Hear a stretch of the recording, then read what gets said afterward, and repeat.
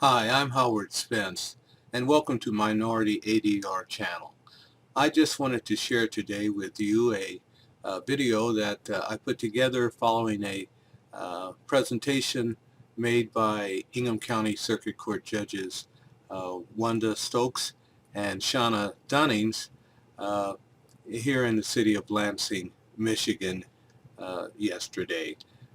Judge Stokes and Judge Dunnings are excellent minority additions to the Ingham County Circuit Court here in Michigan, and already they're making a significant positive impact on people and social justice issues right here locally in our area. And this particular program was sponsored by a community nonprofit group called Uplift Our Kids, Uplift Our Children. And this program is dedicated to doing things that help youth, especially minority youth, have a better chance and opportunity to be successes here in our community and in the future throughout our country. The focus of the presentation dealt with the judiciary, the law enforcement system, and how that would or could impact on our kids and our community generally, especially those in our community who are members or who are people of color. And so I want you to sit back and enjoy this, and I won't say any more because it's very informative, and I believe that the information in here is valuable to people throughout the region of all demographics. There are three main focus areas in here that were of interest to me. One was the actual issue of how the court process works here and how, in terms that lay people could understand, the court system can be utilized to achieve justice. There also were some interesting comments made by the two judges dealing with the issue of alternate dispute resolution, or ADR. And by that, we're talking about mediation and possibly arbitration. And finally, there was an interesting part of the conversation which dealt with what these judges would recommend to parents and to their children, especially children of color, in terms of how you interact with law enforcement and the police when you come into situations such as being stopped at a traffic stop. So enjoy this presentation as I did, and I apologize in advance for the fact that it may not be the best production, but again, I think it's valuable and needs to be shared with people in our community. It says, we've reached an agreement. We know how we're going to share time with our child. And unlike in Judge Stokes' court, I don't have attorneys in my court for a lot of my civil matters because attorneys are not appointed. They cost a lot for domestic cases. If you say I have a divorce with children and it's going to be contested, attorneys may quote you some really big retainer fees. And that becomes a barrier to a lot of people. And so I work tirelessly to make sure that self-represented people are given a fair shot in my courtroom and that you're not treated any differently because you don't have an attorney. So those are two examples of you're not here for any trouble, you're here because you need court help. And then the examples I gave for guardianship and conservatorship. There are times when there will be contested guardianships or conservatorships where various people want to have the court decide who should be appointed as guardian or conservator. Thankfully, the law gives me the guide to kind of follow to determine who has priority. And one of the other wonderful things we do that I'm going to do on Wednesday, we marry people. Yes. We marry people, and I get a request to do weddings because it's such a beautiful historic courtroom, and people love the aesthetics and they want that environment when they're married. But that's one of the best things again for families that we could do is to bring families together. And swear in attorneys. New attorneys. Yes. New attorneys. attorneys pass the bar, we have a request for that. So no, there are a number of good things that we do. And another good thing that, and it's more akin to problem resolution, is when individuals have, say they build a home, and there's a dispute with the builder, and you have a contract, and that contract has an arbitration agreement in it, and you want to make sure that the parties come together and try to resolve that case with an arbitrator or mediator, as opposed to going through all of the rigors of a lawsuit. You start with that discovery, and I know we've got attorneys here in the audience, and it's quite expensive. Hiring an attorney, going through the discovery process, when all you really have to do is follow the terms of that contract and sit down and reason together. And you will be surprised how many of those disputes can be resolved short of all the expense and all the time that's involved with litigation.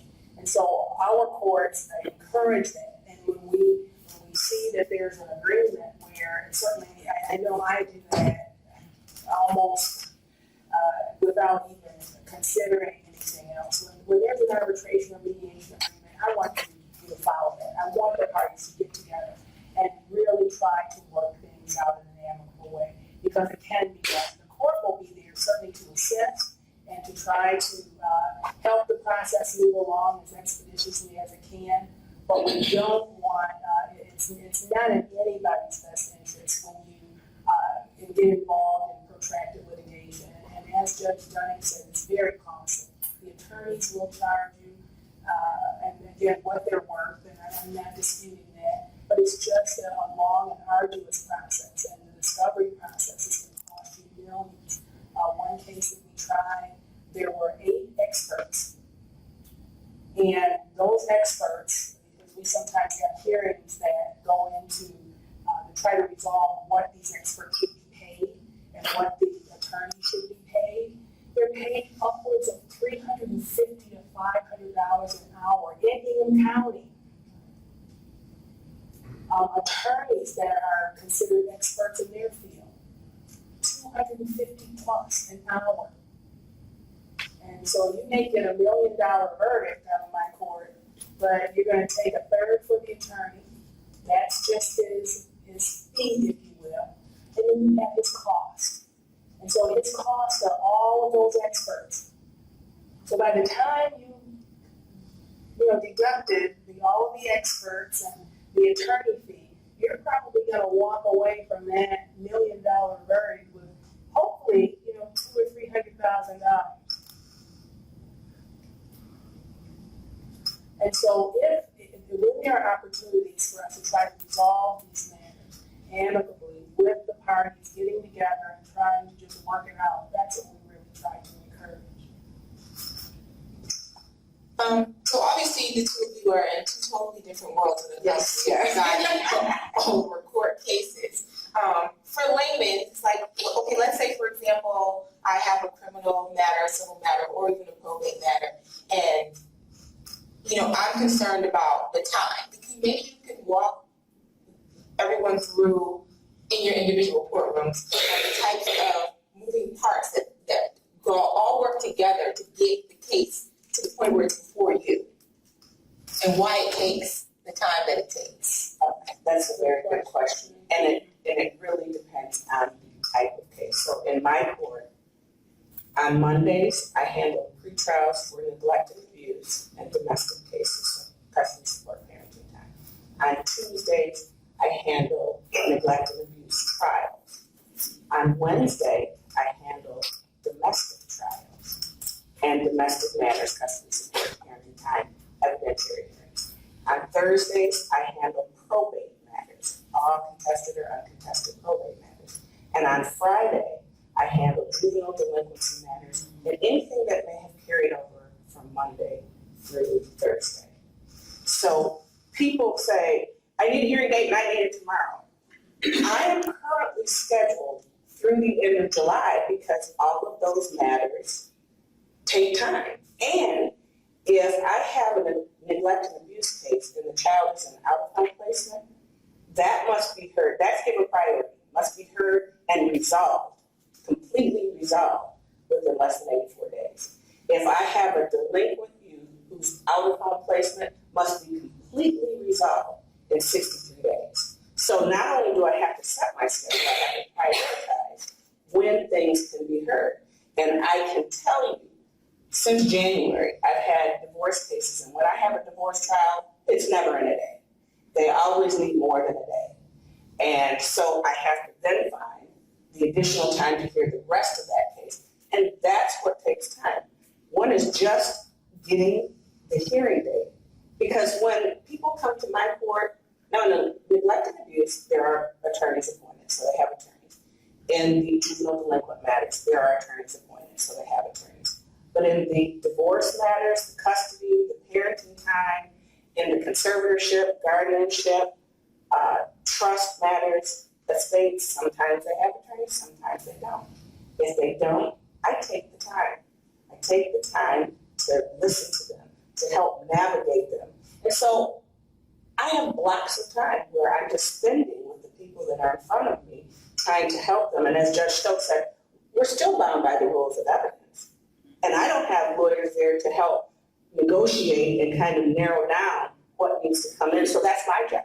I didn't have to tell somebody who's standing before me very passionate about why they should have more time with their child. I can't consider that because you don't have that witness here. Or I can't consider that because I need the piece of paper you're referring to. Or I can't admit that piece of paper because I can't confirm that the person that you say authored it really authored it. And so it takes time for people to have their opportunity to be heard, particularly in my court, but also Judge Stokes said she had a 9-day trial. Well, then that blows your whole docket. So it really depends on the matter, but there are guidelines provided by the Supreme Court that say you need to get these types of things handled in this time frame. And we don't have Judge Ward here. She's taking care of business. She's doing her job. But she is in district court. So if a felony comes into the district court, some district courts have pre-trials on the felonies, but the preliminary examination must be held within 14 days. They handle that preliminary examination, unless there's just cause, there's some other reasons why it may not be. Then that's bound over to the circuit court. When it's bound over to the circuit court, they must be arraigned within X number of days. I don't have that number off the top of my head, that's not what I do. I see one of our clerks here, she can probably tell us everything. And when then it comes there, then you have to have another pretrial there. And as I see the clerk, it makes me mindful of the fact that there is so much that happens in the background with the pieces of paper that allow us to schedule hearings, particularly like in the front of the court. People will say, I need you to do blah, blah, blah, as if we can just take a phone call and start an action. The courts are driven by the papers that are filed. It's a complaint, it's a petition, a motion. We cannot take action. We have no authority to take action over any problem unless we have the appropriate document filed. And the clerks, it files in the clerk's office, then it has to be processed. And people like our esteemed clerk who's here have very, very difficult jobs because they're responsible for processing this paperwork to make sure it gets to the judges so that we can then schedule the appropriate proceeding. And Judge Stokes, for you, if you can address that a little bit, because you balance a civil and a criminal docket. So there would be obviously different timeline guidelines and priorities. So maybe you can explain how your court will prioritize your civil versus criminal docket. Well, I have a civil docket. Only civil? The only civil. I am the only circuit court judge that has that. And like I said, I'm so fortunate.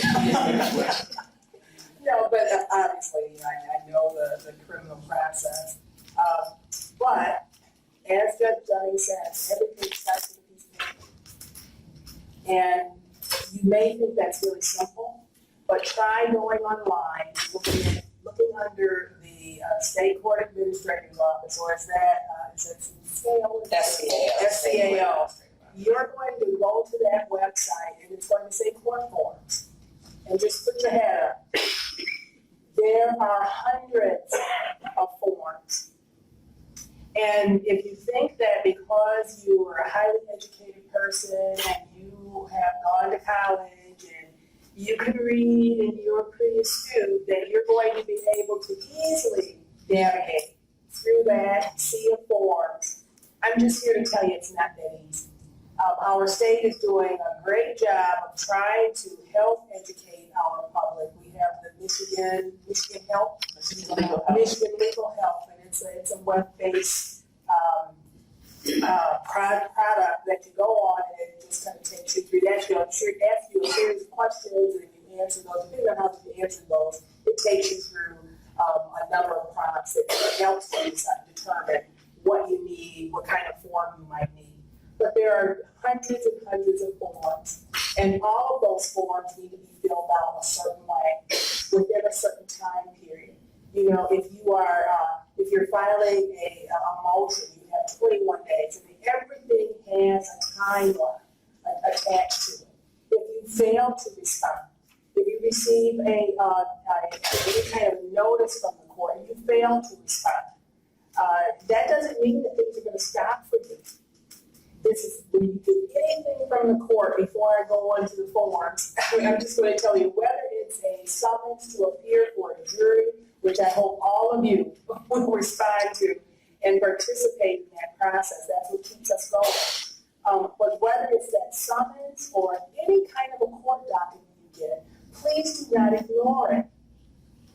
I find more people who are not represented, and sometimes they are represented because they'll hire attorneys and think the attorney can come in and we'll just go to the judge and we'll tell the judge he didn't know and that will excuse it. It will not. Our hands are tied by the court rules. There are certainly areas where we have discretion. And believe me, and I think I'm speaking for both of us, when we have discretion, we try to help you out. But when we don't, and many times we don't, we have to be fair. You know, those rules, those timelines, they will stop you.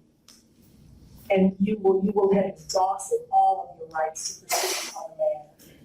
When the statute of limitations says it's 3 years, you know, from the date of the accident, and we know you have to have time to recover and see your physicians, keep that date in mind, keep that time in mind, and go and talk to an attorney or go to the website and kind of figure out what you have to do. But it's those forms. So once you file a complaint, that's really how you start in the civil arena. It starts with a complaint. Before your attorney or you even draft that complaint, you have to have so much information. You have got to file a complaint that states a cause of action. And that means it has to be something that you can sue for. And you can't sue just because you're angry. I mean, you're angry about it, but it has to be a valid cause of action for which there is relief. And so you have to have, any kind of negligence action. You got to have causation. You got to have damages. You just can't, just because a person did something wrong to you does not mean that you have the ability to go into court and pursue that. Or if you visit an attorney, they'll tell you, well, yeah, that's really bad that thing happened to you, but you know what? You don't have any damages. And if you don't have any damages, we can't pursue it. And there may be other avenues, sometimes corporations or even, the state agencies or, companies, they may have alternate types of dispute resolution, so you have an opportunity to draft a complaint and file with them individually, but you will not have any basis for coming into the court. And so once you've gathered all the information that you think you need, and you present that either to an attorney or you try to draft a complaint, and there's a complaint form that you can fill out. Everything has a form. But anyway, you draft that form. Then you have to not only file that form with the court, you have to get a summons. And that summons has to be served on all of the individuals that you're attempting to sue. And you have so many days to serve that summons. And if you don't serve the summons within that time period, it expires. And even if you want to extend that summons with the court, you have to extend it 30 days before it expires. So there are a number of rules. And when you come to our court, unfortunately, while we have to make sure that you're able to navigate through the process properly, we can't litigate the case for you. When I get unrepresented individuals in my court and they're standing up against an attorney, while I try to make sure that the attorney doesn't bowl them over, I can't instruct that party in how to navigate through the process. You know, when there's an objectionable comment that's made and I'm listening to it, I can't say, you know, you want to object to that? And sometimes I'll look at them, and after maybe after the attorney has made a comment, I'll say, well, counselor, what about this? And it's really trying to help direct the litigant so that they can properly defend their rights. Because they don't know the court rules. We go to law school, we spend 3 years learning those things. And you still learn a whole host of those once you're practicing. I think that's where I learned the most when the attorney told me to go into court. He said, protect the record. And that's what I knew I had to do. And so I was standing up and I was objecting to things, and the judge would ask me, well, Ms. Jones, what's that? What's the basis for your objection? And I just say, wait a minute. I was just one of those people. I get the court rules out and I would look. Because I knew my job was to protect that record. Because if I didn't make a proper objection on the record, it could not be appealed. I don't care how erroneous it was, I shouldn't say how, but there are certain matters that if you don't raise the objection on the record during the proceeding, you have lost the ability to object to that. And so that's why the attorney, it was the best advice he could have given me as a young lawyer. Just go in there and protect the record. So I read the complaint and I went in there and did my job best I could. And practicing that, it really is a practice ever since. And so in the civil arena, you are starting with a complaint. And once that complaint has been responded to, either by an answer or you can respond with a motion to dismiss it. So that's your answer up until the time that the court rules on that motion. Once the court rules on that motion and they deny the motion and the matter proceeds, now you're starting to a phase of that lawsuit that's called discovery. And discovery means exactly what the word implies. You are going to discover everything that you can under the rules about the case that's been either, if you're a defendant, a person who's been sued, you're going to be trying to find out everything you can about that case that the plaintiff has brought. The plaintiff is the person pursuing the case. And on top of that, you're going to be trying to find out what they did and how do you defend against it. What kind of evidence do you need?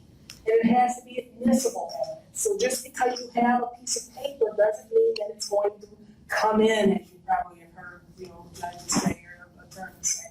It may not come in. It may not be valid. We may not be able to consider that document. And if that's the case, if that's the only piece of evidence that you have, and it does not meet the standards for you to prevail in that case, then you're going to lose.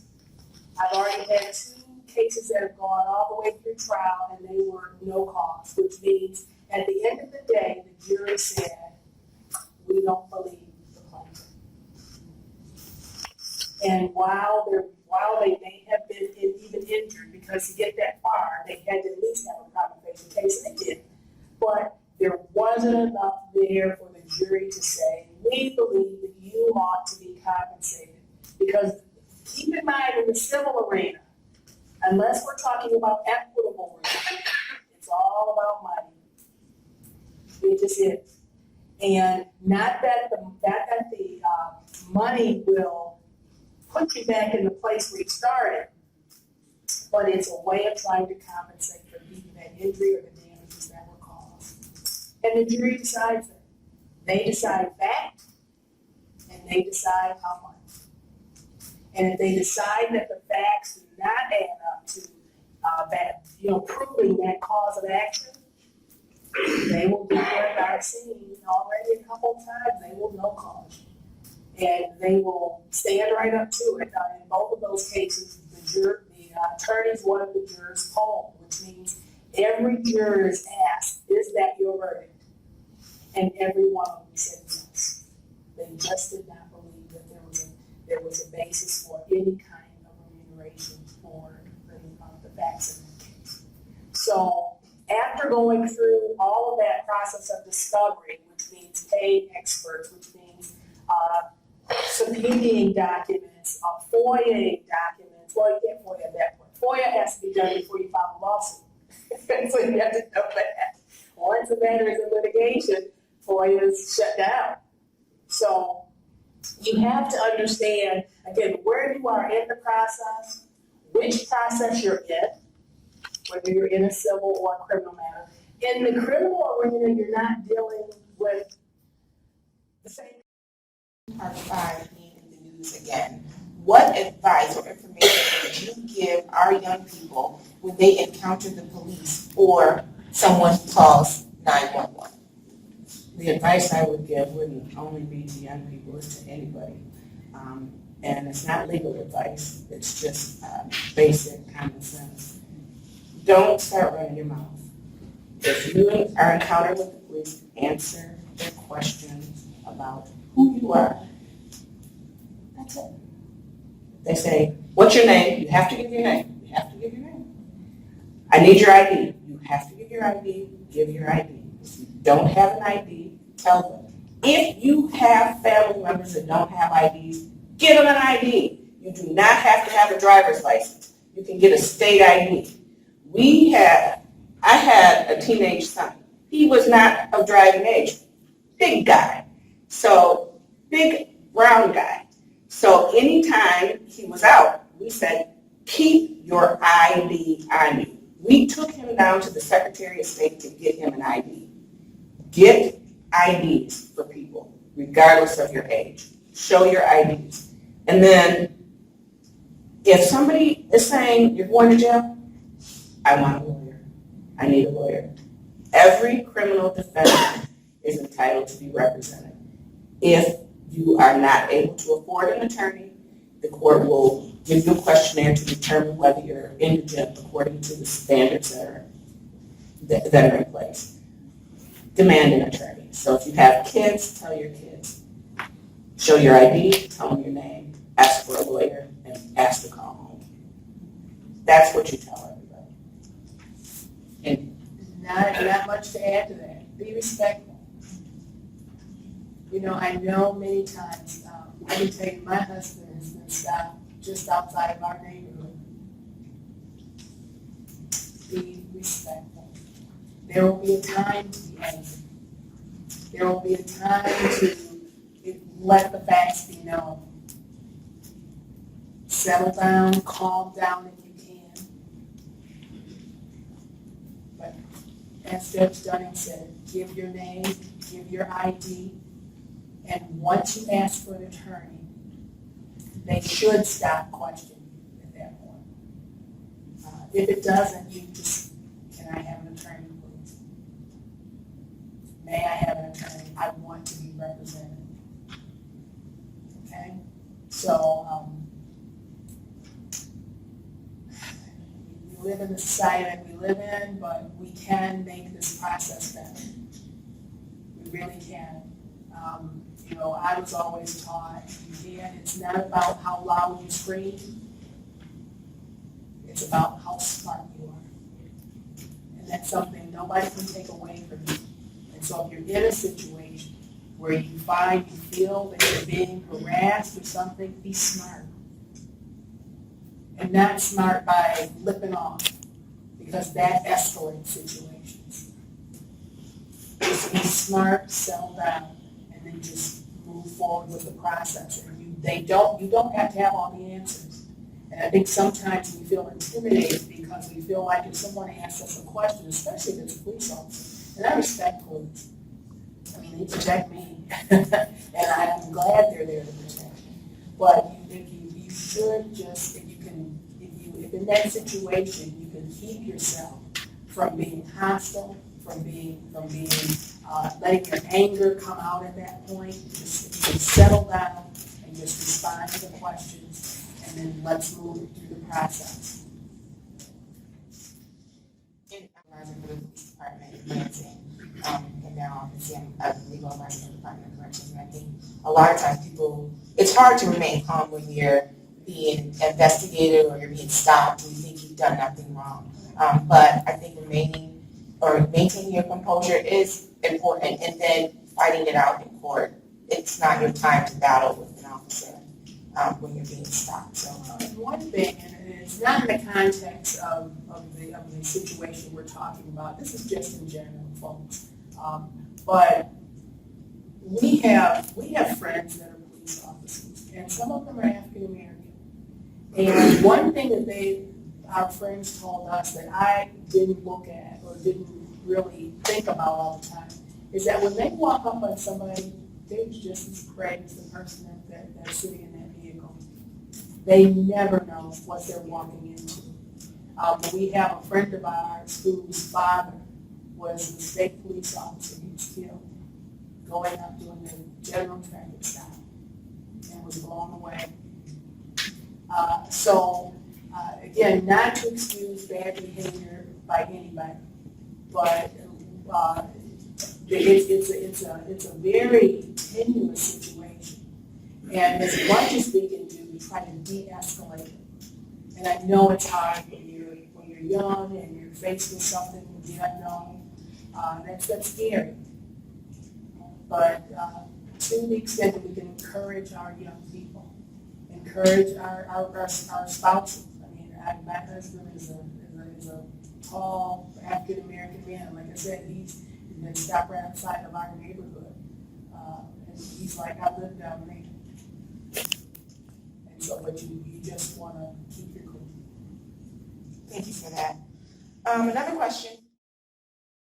So many options, courts, issues, etc. Who makes the ultimate decisions on where cases are heard, and how is it that a decision is made? The law. The laws tell you where you file your action and which courts have jurisdiction over what types of actions. And again, MichiganLegalHelp.org. You think I get paid for that? I don't. If you go in there and start answering questions, it will tell you where your case will be heard. So it's all driven by the law.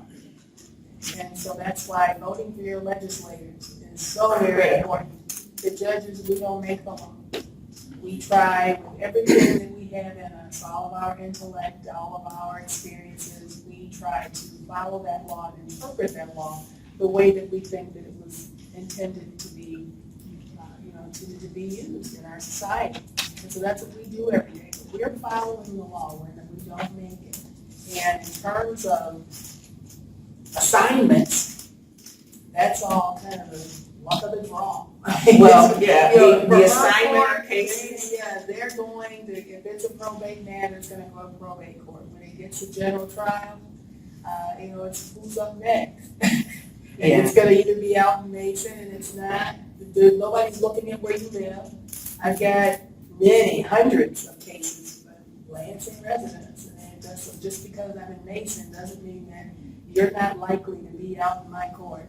It's going to, and it's probably more likely now because I am totally civil, and so I'm getting little homes. It's all right. Yeah, specific about case assignment, people do have these questions. Cases are randomly assigned in the court that they are assigned to. So if you file a divorce action in Ingham County, we have a case management system, a computer-generated case management system. Ours is called CourtView. There are others around the state that are JIS, Judicial Information System. That automatically selects the next judge up by random draw. It's as Judge Stokes said, it's the luck of the draw, literally. And that case management system, that is a computer program, balances out to make sure judges have their fair share of the cases. In Ingham County, we have 7 circuit court judges, 2 probate judges that sit by assignment in circuit court. So we have 9 judges. And with the docket changing recently. We have one 100% criminal docket judge, that's Judge Aquilina. Judge Stokes is the 100% civil docket judge. Then the remaining, two circuit court judges that have just family division cases, and then the probate judges that also share the family division. So 4 circuit court judges that share the family division cases. And then the computer randomly draws judges and assigns judges to the cases when they come in. And I was previously a court administrator, so that's why I know this stuff. And we would periodically check the tables to make sure that the cases are being evenly distributed amongst the judges. And I will admit that when I started in my position after about month 3 or 4, I thought, gosh, I feel like I'm getting all these cases. What is going on? And I checked, and the random draw was working just fine. So, Thank you for that. Another question says, what percentage of cases go to mediation? How much does mediation cost? And when it is decided, is it all, I believe it says, is it for all courts? So I guess does mediation go to all cases? Can they all go to mediation? Well, Judge Judge Stokes. Well, we have mediation on the domestic side as well, and it's completely different than what Judge Stokes has described, but there is a cost associated with mediation, generally speaking, except another resource, which is, where is it? Michigan Legal Help. There's a resource in Ingham, Clinton County, and it's called the Resolution Services Center. So if you don't have a big money civil case like Judge Stokes has referenced, but you have a domestic matter or you have a civil matter that you don't have high-pressed attorneys on, the Resolution Services Center provides mediation services on a sliding scale based upon income. And for me in particular, I like to encourage the people that are in my court to have some type of mediation, but sometimes I know that they're making too much money to be able to benefit from the Resolution Service Center services without spending a lot of money. So it's really a judgment call for the judge, particularly in the domestic docket, as to whether we're going to require somebody to go mediate or not. Most of my divorce cases I like to have mediated, but again, if the family doesn't have much by way of resources, I'm not going to make them do that. I will call Resolution Services Center, see if they will be available, and then they can assess it. And then, of course, Judge Stokes can talk about the big money cases. In the civil arena, by court rule, cases are going to go through some kind of alternate dispute resolution. And that, I think that practice probably started, about 10, 15 years ago, at least, where it's mandatory. And I mean, when you go to law school now, there's a course. And actually, and I think on the bar exam, is there an ADR question? I think there's an ADR question now. I took the bars that a long time ago. I know, it's very different now. But in any event, alternate dispute resolution is just a way for us to avoid some of the costs, actually. And so when you're involved with in a lawsuit and you have to go through mediation, your cost is more nominal than if you go and you do a private type of an arbitration or mediation and facilitation process. All of those are pretty much the same kind of animal. Some are directed by the court and others aren't. And when you, generally if you're into a more private kind of a facilitation process, because somebody's going to pay the mediator, okay? That third party that's sitting there looking at all of your information. And so depending upon what their costs are, the parties generally split that. And right now, and I would say the climate that we're in right now, some type of alternate dispute resolution is encouraged. So when we talk about percentages, I'm going to tell you it's in the 90%, so somewhere in there. Very few cases have gone to trial that have not gone through some kind of ADR. And again, it's encouraged because you want to give that dispute every opportunity to try to be resolved without going through that, the long, lengthy process of a trial, and that costs all of us. And we have to have our jurors there Jurors are paid an amount every day that they're in trial. For individuals who work for the state of Michigan, you turn that check over to the state and they pay your regular salary. Well, some individuals, they're living on that. And so all of those costs go into the trial process. And so to keep those costs down, we encourage alternate dispute resolution. It's taught in the class. There are individuals who are experts in that area. And like I said, it's taught in our law schools now. So it really is an integral part of our litigation process now. Where in the past, I think it was just it was something that you could really choose. It was not mandatory, and it was not, you weren't required to participate in any form of ADR. But now it's pretty much a standard. It would have to be, certainly in my court, it would have to be a very unique kind of a case that I would not expect you to have had either, a tort or a favor or some kind of alternate dispute resolution, either the mediation, going through the case evaluation process, or some type of facilitation that you do privately to try to resolve the matter. And if you can't, then again, the cost is pretty nominal depending upon who you choose as your mediator, if you go through the case evaluation process, and then you're going to really incur the cost of the trial at that point. One of the things I tell people, the benefit of mediation is the parties have an opportunity to engage in discussions and be actively involved in solving whatever the conflict is. When you come to court, you're restricted by the rules of evidence. When you go to mediation, the rules of evidence don't apply. You sit down with a mediator, an independent third party, who will say, oh, well, I know Judge blah, blah, blah typically wants you to have this paper, you're going to have the police officer there when you have this testimony, you're going to have this, but let's talk about this. And so you have a more open exchange that is allowed to occur at mediation that you just don't have in the court process.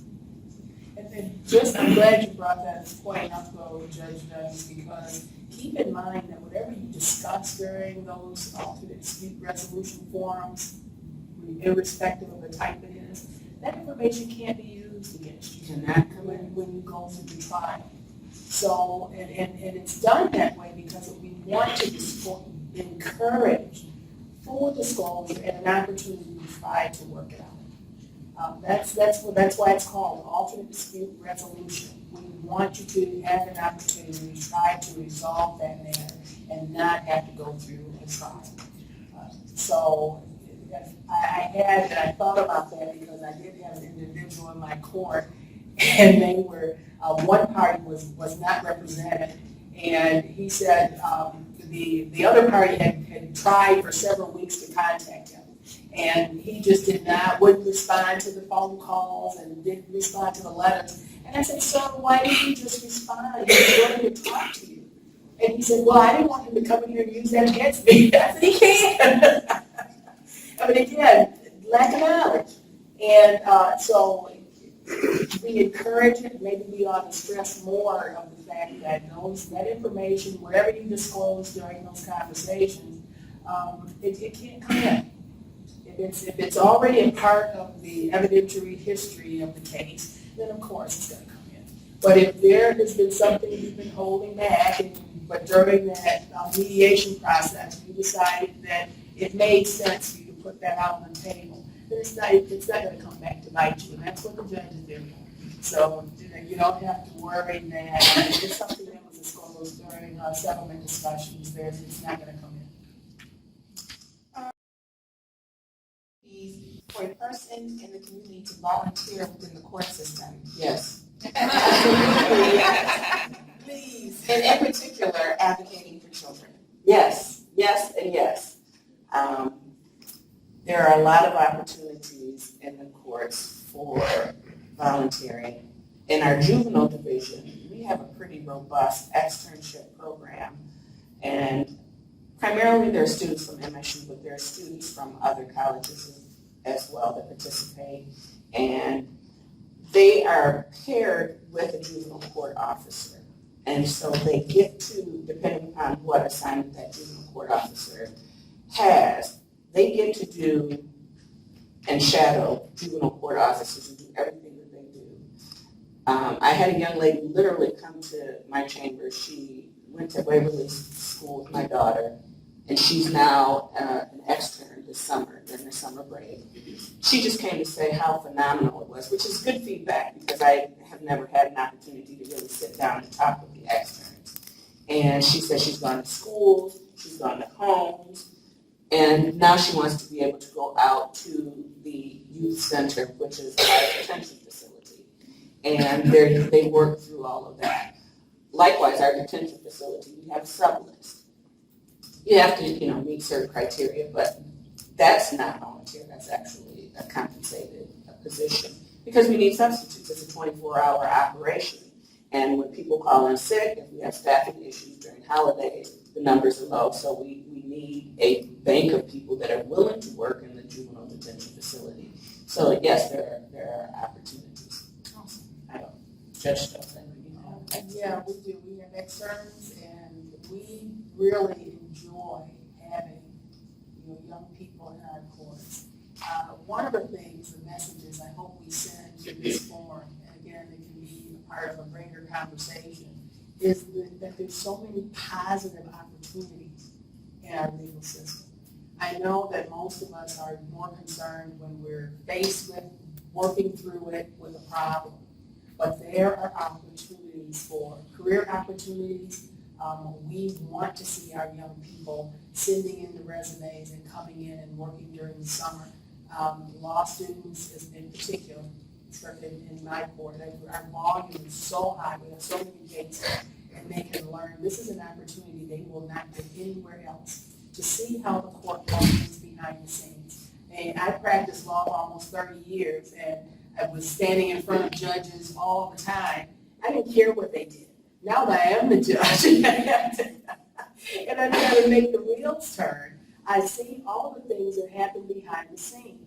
And when Judge Dunnings, she clerked for one of our federal judges, very highly esteemed judge, and that experience teaches you what happens behind the scenes, what makes the wheels turn, and it really opens your eyes to the opportunities that are available. And so I really hope that from this forum we can, we start the conversation about how we can, from a positive standpoint, the court and judicial system can be a part of our lives. I have loved it my entire life and career, but there are so many individuals that make it run. It's just not the judges, it's just not the lawyers. There are clerks, we have some research folks, there's just so many people that are in the system, and I'm sure with our clerk here, she can tell you a number of career opportunities for individuals who just might want to be around in the legal system or just look into what opportunities are there. So I agree with that, actually, to expand on that. There are a lot of entry-level positions that are available in the court. And so as you talk to people that are interested in fields in the law or with the court, encourage them to look. There's high turnover, and we keep referencing the clerk that's in the audience, a deputy. She used to be, and I keep calling her she is, because she was great. She left us. Deputy court clerk, critical position. People don't even understand how critical that position is. And quite frankly, before I came to court administrator, I didn't even appreciate how critical it is. But that's your opportunity. That's an opportunity for people to be exposed to the operations of the court and then have a better idea of how the court functions and are they really interested in the law in any particular way. And it may encourage them to go to school for higher education, either in master's in social worker, or bachelor's in social worker, or law degree. But we have entry-level positions in the court that only require a high school diploma. So there are opportunities in the court, and that was one thing that when I was speaking with the Simmons, I said, one of the things I want us to make sure we share also when we talk about uplift our youth, expand what we're talking about in terms of career opportunities. A lot of times we come together and we talk about all of the bad things that are happening. I would like to take an opportunity with this forum to talk about all of the opportunities that exist and what we can do collectively, the people that took the time out today on this Saturday to be here when there were a whole lot of other things you could be doing, including, the Juneteenth stuff and others. The other message is, what can we do to uplift our community, our youth, our families? Get involved. What you're doing. You're here today to listen, to figure out what the options are. Tell the kids, have you considered working in the court? Some of them, I don't work in the court. I don't want to be around the court. But that's just because, because they don't even know what opportunities exist. And we have phenomenal staff members, employees at all levels that make the court run.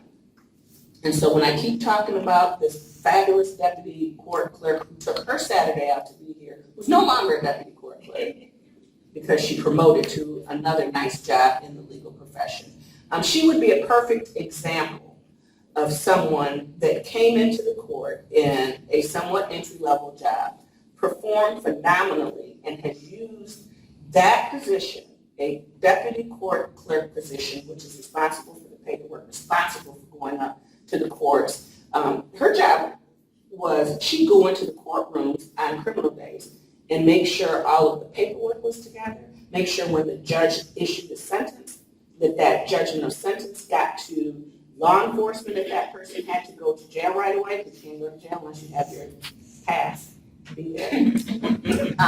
And so very, very important positions.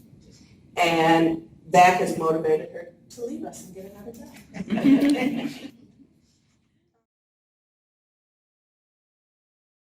54B, sobriety courts, and all of our district courts, drug courts, a mental health court, and our circuit court that is currently being run by a district court judge, an eviction program, 55th District Court, family dependency treatment court, which will become family recovery court. That's for the abuse and neglect families that the parents are struggling with dependency on drugs.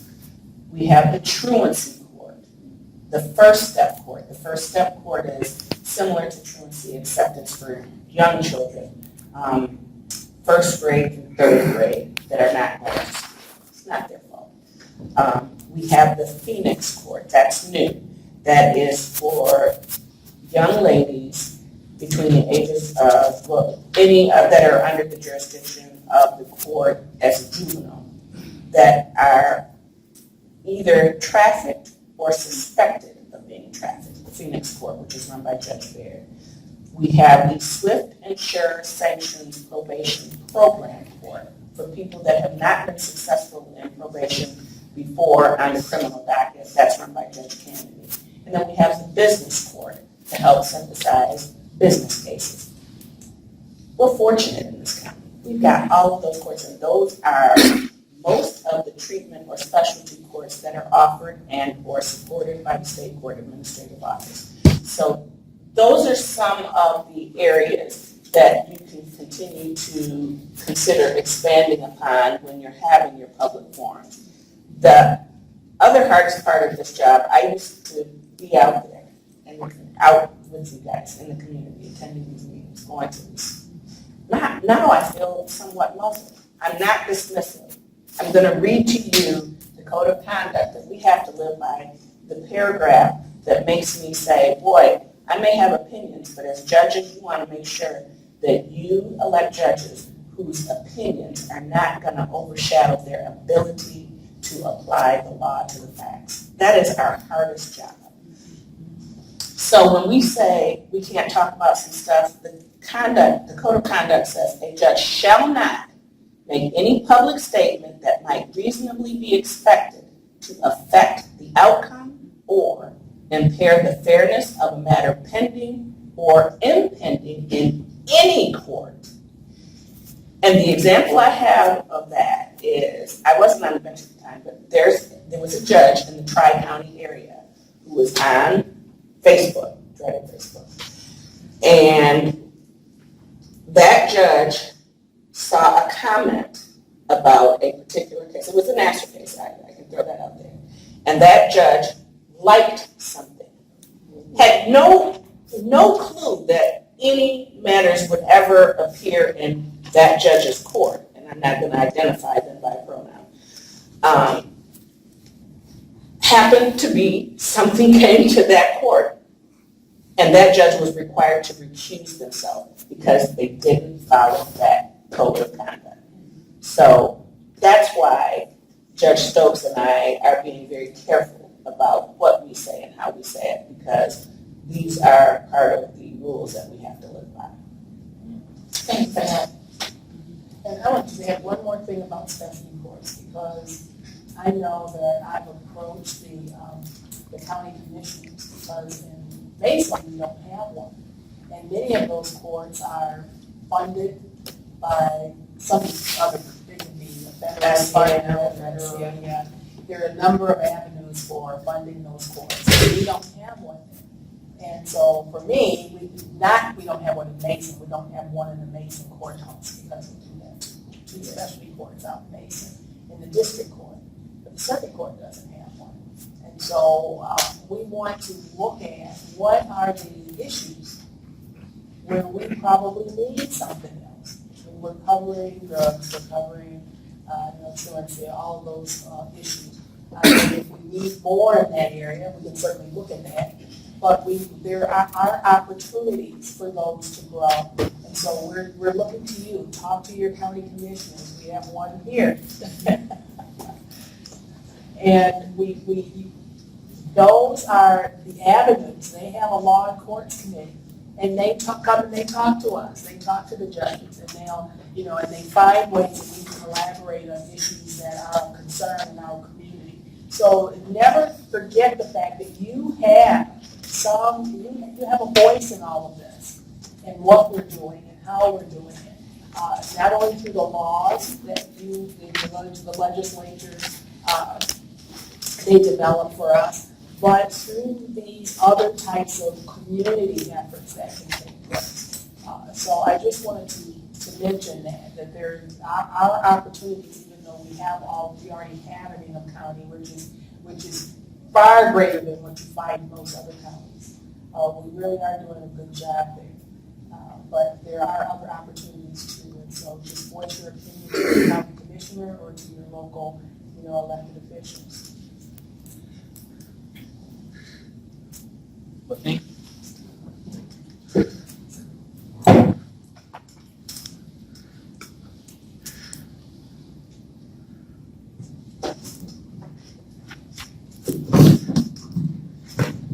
Well, I would like to thank our judges and our moderator for today's panel discussion. At this time, I would like to ask our chair of Upper Prairie Youth, Mr. Jeff Brown, to come up front, and our chair emeritus, Mr. Larry Leatherwood, to come up front for a special presentation.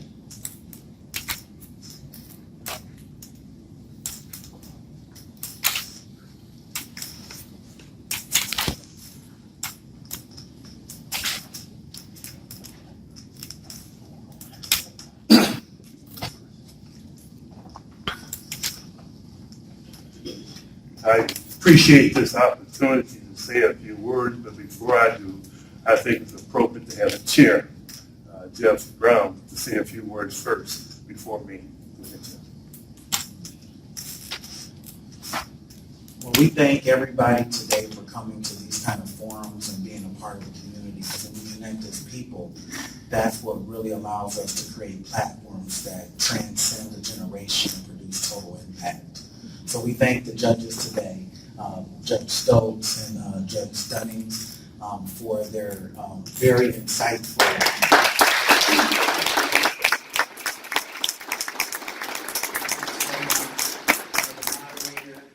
as well as Mr. Spencer the Simmons have been, just extraordinary people and role models in the community. And all of our elected officials, if you could please stand, and we congratulate your continuous service to the community, any elected officials. Thank you so much. As well as a board member, just wave a hand. We wouldn't be able to do all of that without all of you. And everybody who's been a part of this event, we applaud you as the public, the people, the supporters of Uplift to come, to get educated, to become empowered, because you're a voice that can leave this room and continue to share the messages and echoes in each circle of influence that you have. So thank you all.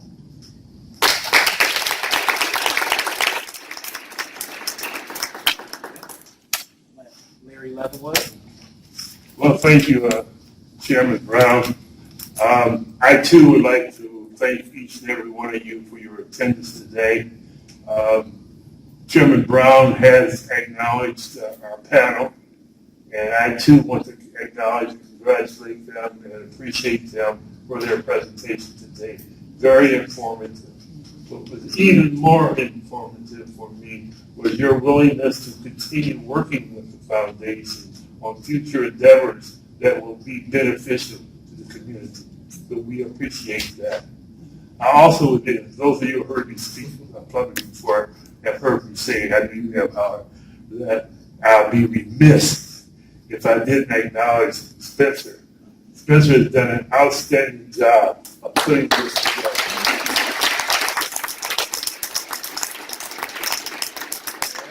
If he would be willing to do this, he said, oh yes, I'll be glad to do it.